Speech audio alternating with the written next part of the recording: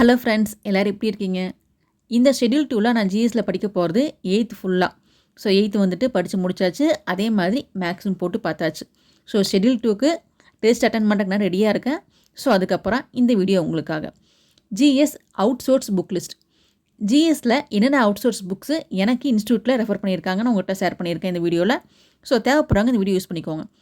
ஆக்சுவலாக இந்த மாதிரி ஸ்க்ரீன்ஷாட்டில் எதுவுமே ஷேர் பண்ணக்கூடாது. நான் உங்களுக்காக ஜஸ்ட் ஒரு ஸ்க்ரீன்ஷாட் எடுத்து ஷேர் பண்ணியிருக்கேன். நான் உங்களுக்கு எல்லாமே வாய்ஸில் சொல்லிடுறேன். பாலிட்டி பொறுத்த வரைக்கும் நம்ம எல்லாத்துக்கும் தெரிஞ்சது தான் லட்சுமிகாந்த் புக்கு பாலிட்டிக்கு எப்பவுமே பெஸ்ட்டு. ஐயனத்துக்கு வந்துட்டு அரிகரங்கிற புக்கு சொல்லியிருக்கிறாங்க. எனக்கே இந்த புக்கு புதுசாக இருந்துச்சு, அரிகரன் ஜிகே அப்படின்னு. உங்களுக்கு இந்த புக்கு பற்றி தெரிஞ்சுதான் மறக்காமல் கமெண்ட் பண்ணுங்கள். எனக்கு இந்த புக்கு ஒரு நேம் புதுசாக இருந்துச்சு. இது வந்து ஐயனத்துக்கு ரெஃபர் பண்ணியிருக்கிறாங்க.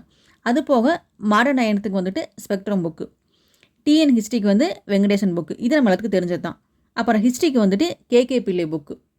இதெல்லாம் எனக்கு ஜிஎஸ்க்கு இன்ஸ்டியூட்டில் ரெஃபர் பண்ணியிருக்க புக்ஸ். நான் ஜிஎஸ் படிக்கிறப்ப இவங்க புக்ஸும் வந்துட்டு பார்த்துட்டு போகணும். இது கூட சேர்த்து ப்ரீவியஸ் இயர் கொஸ்டின் நான் பார்த்துட்டு போயிட்டுருக்கேன்.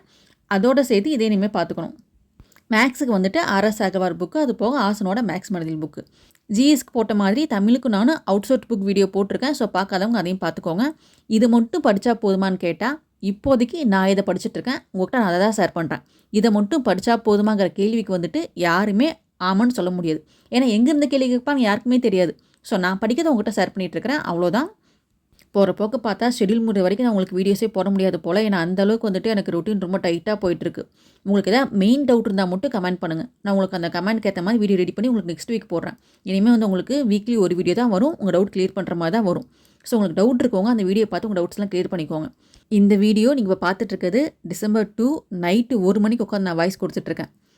நீங்கள் இந்த வீடியோ வந்துட்டு நெக்ஸ்ட் டே பார்க்குறப்ப நான் மதுரையில் இருப்பேன். ஸோ மதுரைக்காரங்க நம்ம ஆளுங்க யாராவது பார்த்தீங்க அப்படின்னா அங்கே சூப்பராக ஃபுட்டு நல்லா இருக்கிற ஹோட்டலுக்கு ரெஃபர் பண்ணுங்கள் அப்படின்னு நான் சாப்பிட்டு வந்துடுவேன். 2 ஷெட்யூல் முடிச்சதுக்கே வந்துட்டு எனக்கு முடியல, நாக்கு தள்ளி போச்சு. ஹஸ்பண்ட் அவரோட பிஸ்னஸ் விஷயமே வெளியே போகிறாரு. நானும் அவர் கூட ஒட்டிட்டு அப்படியே அம்மா வீட்டை பார்த்துட்டு மதுரையை சுற்றிட்டு வரலான்ட்ருக்கேன். ஸோ நாளைக்கு 1 டே ஃபுல்லாக திண்டுக்கல் மதுரையில் தான். உண்மையாகவே அழகாக இருக்குன்னா இல்லை கேமரா என்ன அழகாக காமிக்குதா புரியல.